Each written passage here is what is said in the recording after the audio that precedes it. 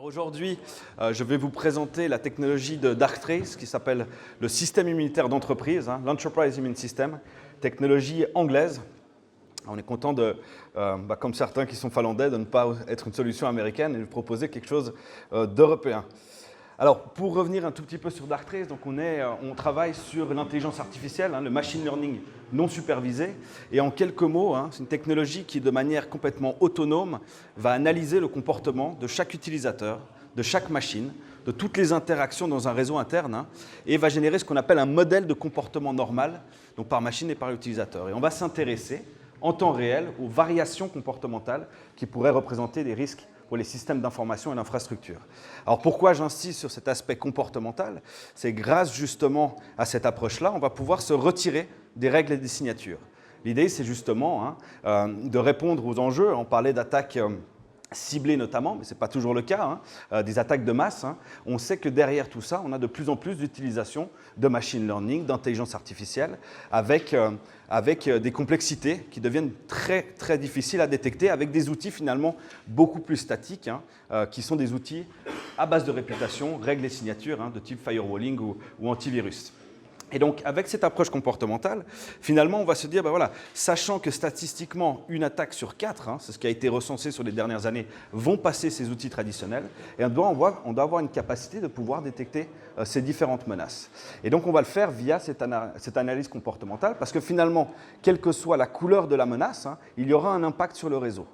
Parce qu'on peut par exemple avoir l'utilisation de ports différents, d'avoir des connexions sur des heures différentes, d'avoir des échanges de flux différents, etc. etc. Et l'idée, c'est de pouvoir vous donner des signaux sur ces anormalités comportementales et vous donner un peu de profondeur par rapport à ces outils périmétriques pour pouvoir déceler des menaces qui passeraient outre ces barrières traditionnelles.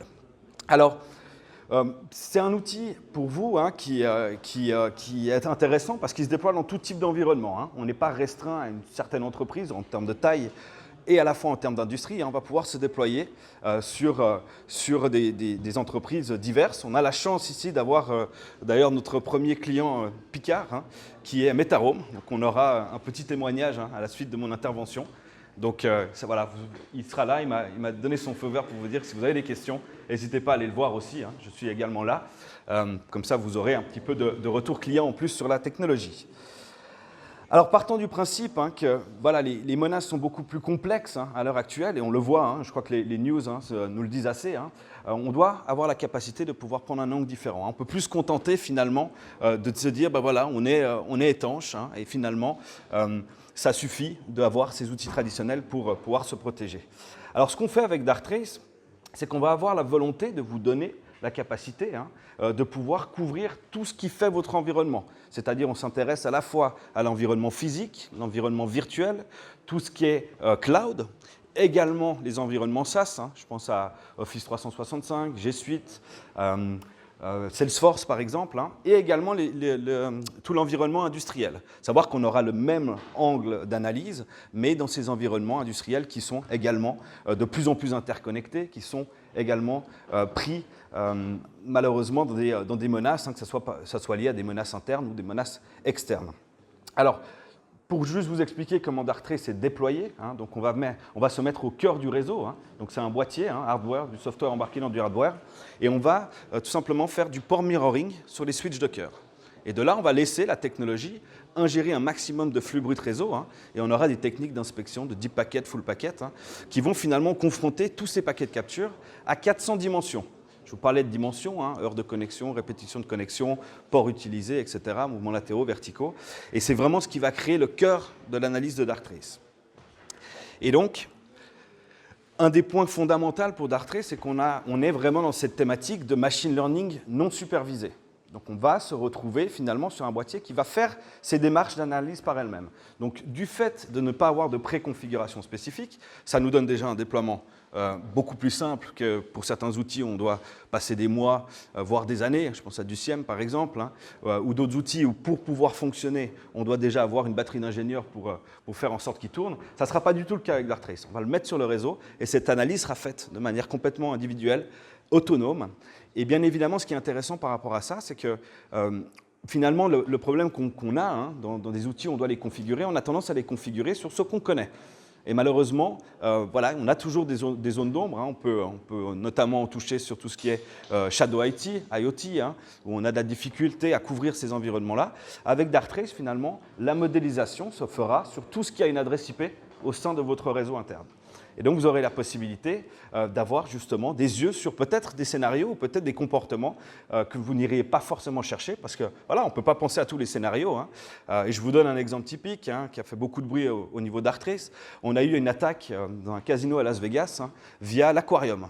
Un aquarium connecté, hein, on connaît tous ces problèmes-là. L'équipe IT en place disait « Ah, mais je ne pensais pas que c'était une attaque potentielle. » Et bien évidemment, ils n'ont pas pensé à ce scénario-là. Et on a bel et bien vu cet aquarium connecté, donc, qui avait été un relais finalement pour aller faire du scanning interne et aller chercher de la ressource en interne. Bien heureusement, par l'analyse comportementale, on va déjà donner des alertes sur les premiers signaux, ce qui nous a permis d'avoir finalement des alertes lorsqu'il y a eu des connexions via cet aquarium vers l'extérieur complètement anormales. Ça a été les premiers signaux, on a pu alerter suffisamment tôt les équipes pour qu'elles prennent action. Dans la mesure où on n'a pas le temps de réagir, hein, on sait que WannaCry, par exemple, hein, Darktrace, via le comportemental, on a pu le détecter en 12 secondes. On a eu 14 de nos métriques qui sont partis en alerte. Hein, et justement, hein, un exemple de plus de cette volonté de ne plus avoir besoin de connaître la couleur de la menace pour la détecter. Dans cette mesure-là, on a la possibilité de détection, mais aussi de réponse autonome. C'est un module qu'on appelle Antigena, hein, Antigène, qui vous donne la possibilité de pouvoir, de manière très ciblée, prendre des actions de blocage. Par exemple, si on a une fuite de données, par exemple, si on est face à du ransomware, d'avoir la possibilité d'isoler les postes qui seraient infectés pour éviter justement que les menaces se propagent de manière plus rapide. C'est très intéressant parce que, bien évidemment, et vous le savez mieux que moi, hein, on estime nos temps de réponse, hein, peut-être en moyenne à, allez, si on est rapide, déjà à 45 minutes, ou peut-être 1 heure, hein, le temps d'avoir une alerte, de l'analyser. Bodycan ou WannaCry ou les autres, hein, on sait que WannaCry notamment, c'était 20 minutes en moyenne pour infecter les réseaux. 20 minutes, c'est très court. Et donc, on vous propose, via l'intelligence artificielle, non pas d'avoir un outil qui va remplacer l'être humain, mais qui va être réellement positionné comme étant un petit assistant, finalement, à côté de vous, qui pourra à la fois analyser tout le trafic réseau, toutes les machines dessus, et en fonction des comportements, s'ils sont représentés comme étant à risque, de pouvoir prendre des actions jusqu'à que vous ayez le temps de mener l'investigation tranquillement et éviter, je me répète, hein, pour des cas par exemple de fuite de données, que la donnée sorte hein, en grande quantité. Je crois qu'on a bien vu hein, la moyenne pour se rendre compte qu'on a été infecté de 180 jours, 200 jours, ça évolue un tout petit peu. Hein. L'idée, c'est justement de casser ces scénarios-là et d'avoir la possibilité d'avoir des réponses en temps réel. Alors, vous avez un petit schéma de ce que j'ai présenté. Donc, on a bel et bien cette collecte de données, cette modélisation qui se fait et des capacités de filtrage via Antigena. Je vais passer à la démo où on aura tout ça sur une interface. Hein, essayer de vous donner un peu de concret par rapport à ce que je viens d'expliquer. Alors, je sors. Voilà. Donc, on a l'interface Darktrace ici. Hein. Donc, je vous parlais de cette idée d'action hein, rapide, à la fois pour vous dans votre compréhension dans les investigations. On a une volonté par l'IA d'avoir un sorte de pré-mâchage, si je peux me permettre le terme, hein, du travail, parce que l'IA va avoir une capacité de pouvoir faire toute une analyse derrière et vous donner, de manière beaucoup plus épurée, différentes alertes. On a une volonté de combiner à la fois, hein, et c'est lié finalement, hein, à la fois ce pré-mâchage avec un maximum de visibilité. Pour vous, la capacité d'avoir déjà, de manière générale, une visibilité sur tout votre réseau, sur toute cette dynamique réseau, c'est une chose, mais d'avoir la possibilité de tout de suite revenir à l'alerte. On va pouvoir rejouer les alertes.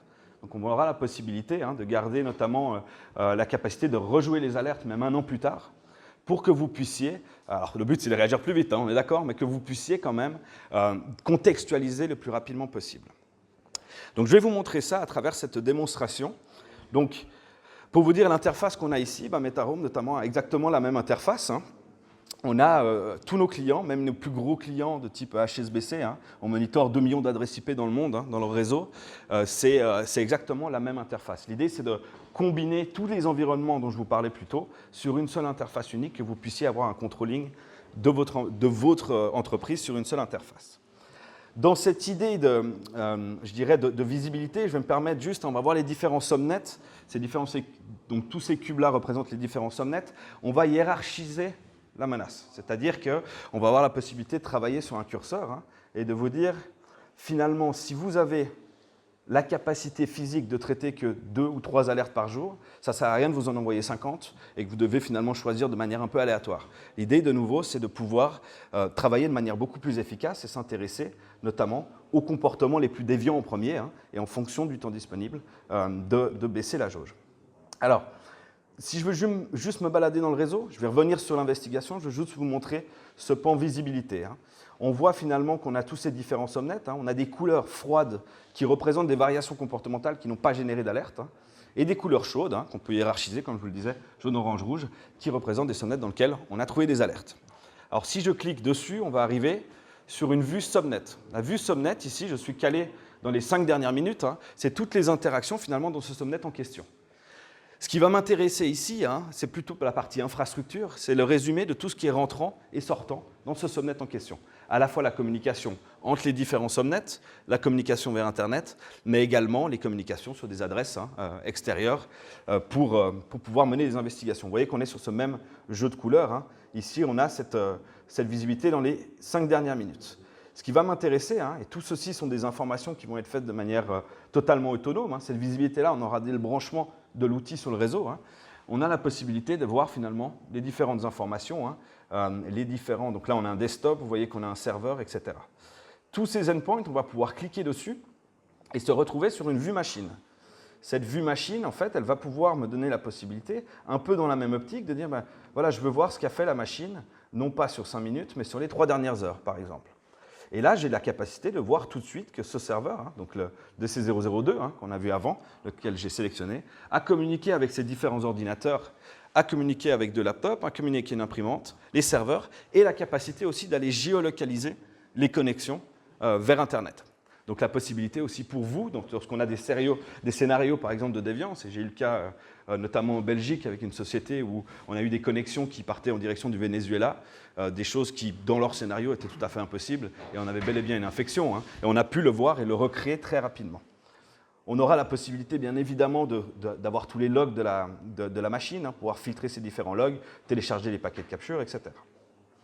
Et de pouvoir bien évidemment jouer les séquences ou en temps réel, ou à l'heure sélectionnée, pour pouvoir justement avoir un contrôle sur les machines et sur le réseau.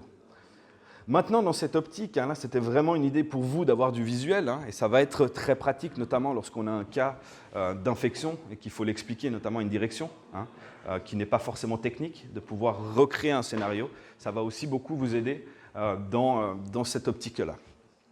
Alors, prenons cette barre d'alerte. Vous voyez ici qu'on a différentes alertes. Alors, je vous disais qu'on monitorait toutes les machines et tous les utilisateurs. Donc, on aura la possibilité de travailler finalement par modèle. Alors, qu'est-ce qu'un modèle? C'est un regroupement de ces 400 dimensions, finalement sous une centaine de modèles, pour que ça soit beaucoup plus digeste pour vous. On a des modèles de tout type, que ce soit du type compliance, pour aussi travailler sur l'hygiène du réseau. Mais on peut voir alors des alertes de type activité de scan suspicieux, par exemple, utilisation de login d'administratif sur un SaaS qui est inhabituel. On peut voir également un exécutable d'une destination rare, etc. etc. De nouveau, on ne se base pas sur des bases de réputation, on va se baser sur une approche statistique, à savoir que si un poste, d'un coup, je vais vous expliquer juste avant qu'on commence, WannaCry, qu'est-ce qu'on a vu? On a vu tout de suite une machine faire du scanning alors qu'elle ne l'avait jamais fait avant. Ensuite, on a vu tous nos modèles SMB partir en alerte. Et ensuite, on a vu un poste qui, d'un coup, commence pour aller chercher la maison mère, donc la base, et commencer à encrypter. On a vu un poste qui, d'un coup, a fait des tentatives de connexion 30 à 40 fois dans la même seconde, sur des adresses IP 100% inconnues pour le réseau. Pas que pour le poste, mais pour tout l'écosystème de la société. Et bien évidemment, avec des taux d'échec très importants. Donc pour nous, comportementalement, ça a été des signaux à prendre en compte et à aller investiguer. Et bien évidemment, on s'est retrouvé sur ce scénario-là. On a la possibilité, bien évidemment, de travailler également par alerte, par machine. Je vais le mettre comme ça. Alerte par machine aussi, parce qu'on va s'intéresser, notamment en cas d'infection, on ne va pas avoir un modèle qui va partir en alerte. On va se retrouver avec différents modèles qui partiront en alerte sur une machine. Vous voyez notamment dans les scénarios ici qu'on a notamment une machine avec des credentials de Maria Flores qui a 8 anormalités comportementales.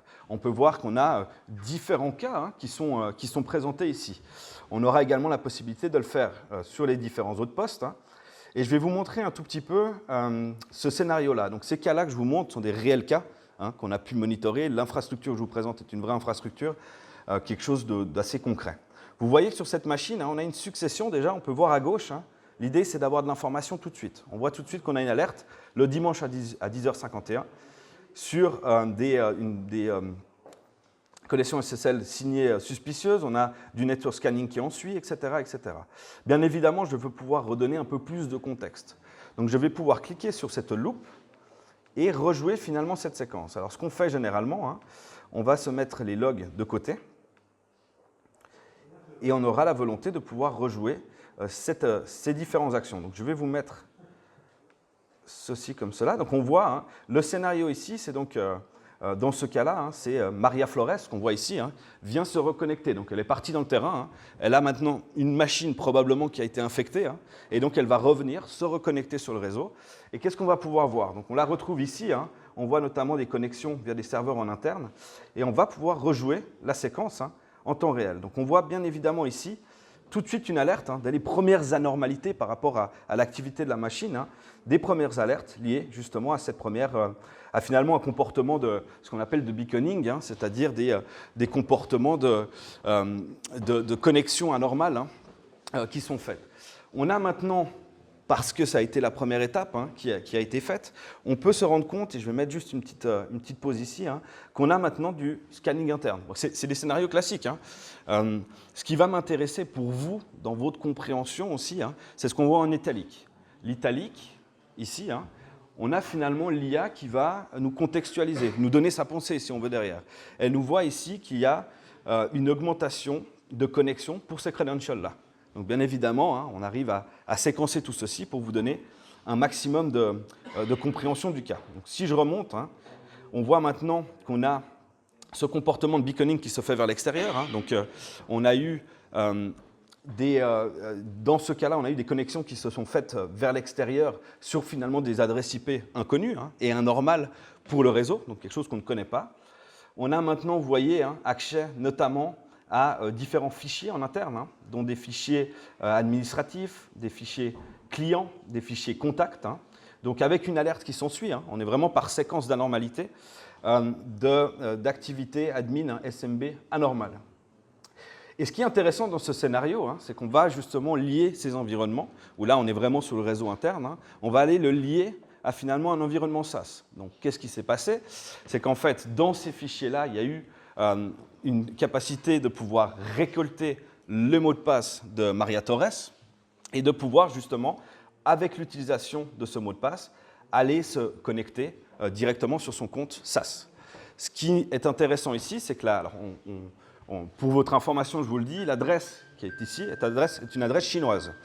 Donc, ça a été une adresse justement qui allait chercher directement de l'information dans l'environnement SaaS et qui a justement, vous voyez ici, on a tout un accès à différents documents qui étaient gardés justement dans cet environnement-là. On a la volonté aussi, dans cette idée-là, et je vais vous donner un autre scénario pour essayer de vous contextualiser un peu plus encore.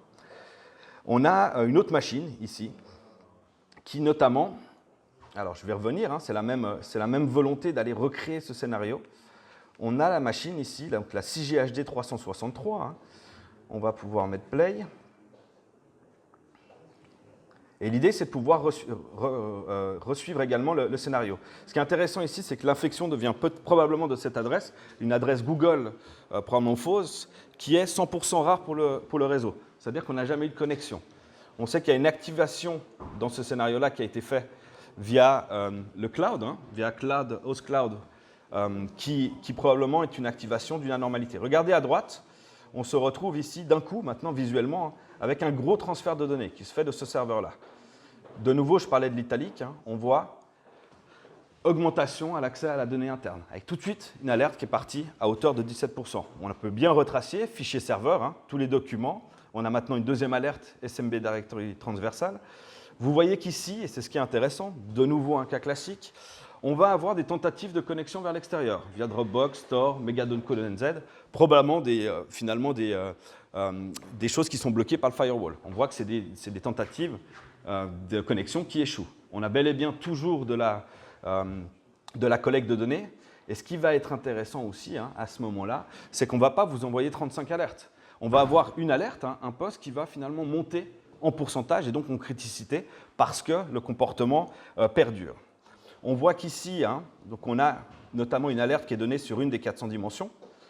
Vous pouvez voir qu'on pourra lister les différentes dimensions.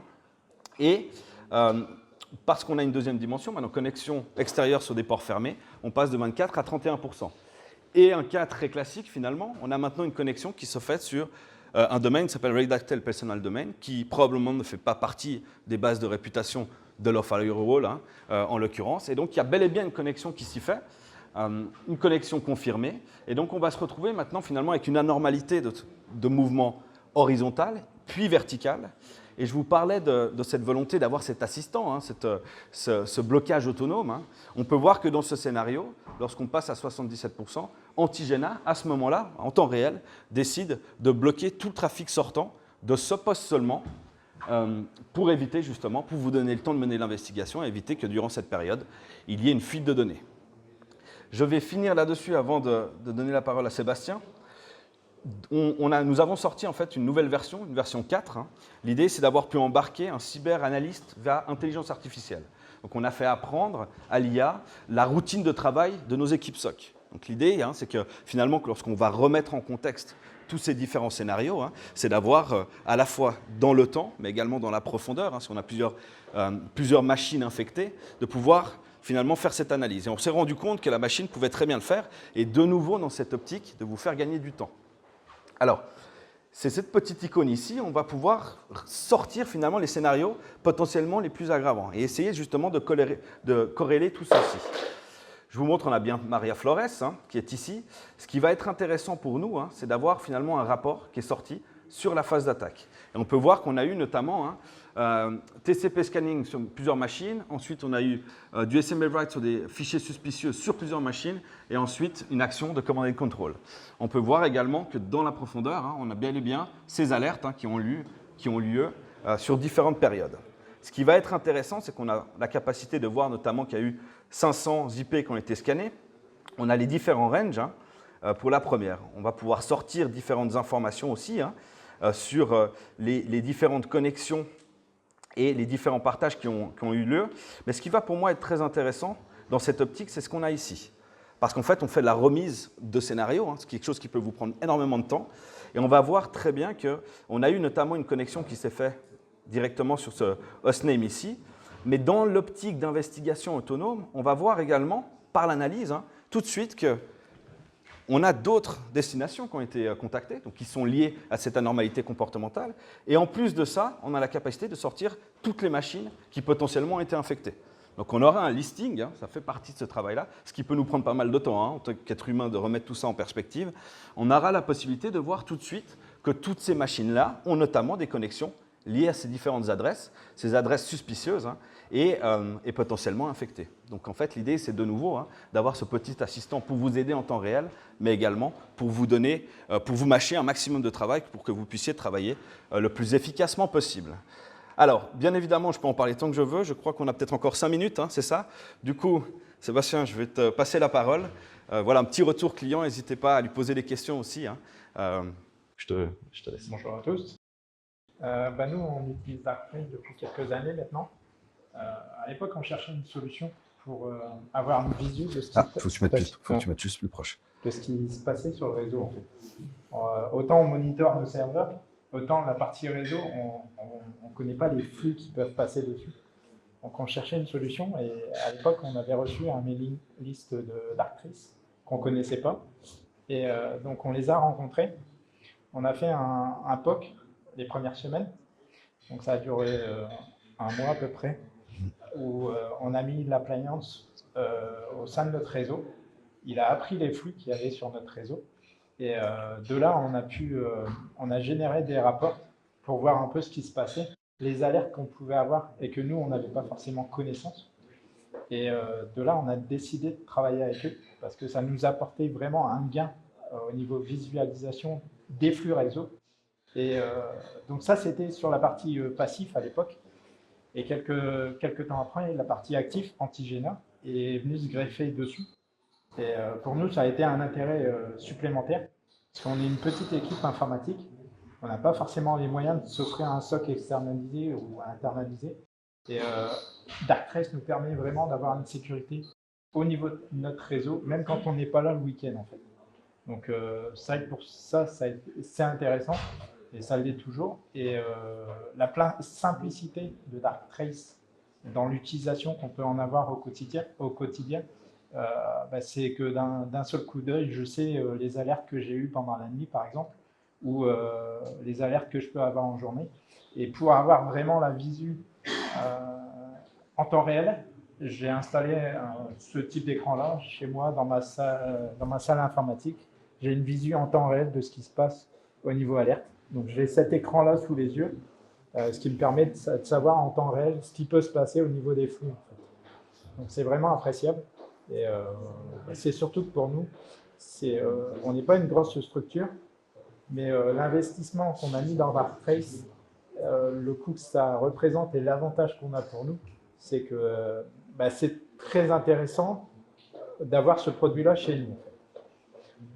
Si on faisait appel à un SOC externalisé, et pour le coup on s'était renseigné pour avoir les tarifs à l'époque, et ça nous coûtait plus qu'un bras, donc c'était pas intéressant. Et alors que cette solution-là reste accessible au plus grand nombre.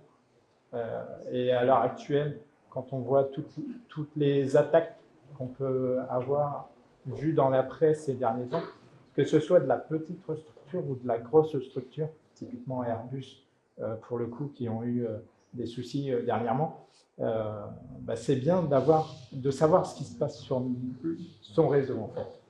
Donc, c'est pour ça qu'on continue à travailler avec Darktrace, parce que là, pour le coup, ça fait plusieurs années qu'on travaille sur leur solution, et là, on attend la nouvelle version avec grand intérêt, en fait. Donc, je ne peux que conseiller la solution aux personnes qui souhaitent vraiment avoir une visu de ce qui se passe en temps réel sur les flux réseau. Donc voilà, si vous avez des questions, je suis ouvert. Super, je te remercie. Le produit installé en agence sur les postes, évidemment. Non, du tout. C'est une appliance. Non, du tout. C'est une appliance. En fait, on a déployé une appliance sur une de nos baies. On a cette appliance-là est connectée sur un de nos cœurs de réseau en mirroring de port en fait. Donc, il voit tout ce qui se passe sur les différents nœuds, les différents cœurs de réseau, que ce soit du switch, du petit switch pour la distribution, que les corps de réseau qu'il y a au sein de notre... il voit tout ce qui se passe. Donc, pour le coup, que ce soit un poste de travail, un serveur, typiquement, j'ai des téléphones qui se connectent en Wi-Fi, on voit vraiment tous les équipements qui ont une IP, en fait. Donc, des fois, je peux avoir un iPhone qui va remonter sur une alerte Darktrace parce que c'est un téléphone qui n'a jamais été connecté à notre Wi-Fi. Et pour le coup, on va être informé, en fait. On va avoir une alerte comme quoi cet appareil-là n'a jamais été connecté. Ce qui permet vraiment d'avoir une visu globale, en fait, sur le réseau. Et pour les sites distants? Et pour les sites distants, on n'a pas encore, nous, pour le coup, on n'a pas encore eu le cas, mais on a des filiales à l'Europe et à l'étranger. Et en fait, on aurait l'idée, ça serait de déployer un node dans la filiale qui viendrait se connecter sur notre appliance en local et on pourra avoir vraiment une visu à 360 degrés de chez nous et de chez eux en fait. Et l'idée est en cours de gestation chez nous au niveau des filiales pour vraiment avoir une visu globale au niveau du groupe en fait. Voilà, écoutez, on prend plus de questions si vous voulez après au stand. De toute façon, on est également là pour manger avec vous après. Merci à tous de nous avoir écoutés et à plus tard alors. Merci.